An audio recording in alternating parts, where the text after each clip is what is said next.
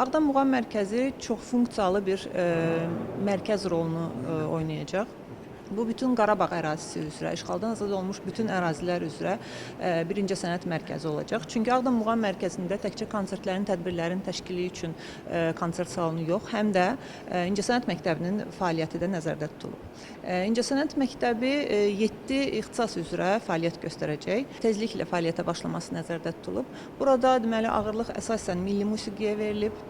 Xanəndəlik ixtisası tar, kamança, qanun, balaban ixtisasları üzrə, bir də klassik sahədən piano və xoreoqrafiya sənəti üzrə tədris verilməsi planlaşdırılır. Ağdam Muğam Mərkəzində kinozal, rəqs otaqları, ümumilikdə 15 dərs otağı fəaliyyət göstərəcək. Burada konsert salonu, açıq hava tədbirləri üçün 615 nəfərlik amfiteatrda tikilib. Ağdam Muğam Mərkəzinin fəaliyyəti ümumilikdə muğamın inkişafı, milli kimliyimizin bir hissəsi olan milli musiqimizin inkişafı üçün böyük bir rol oynayacaq.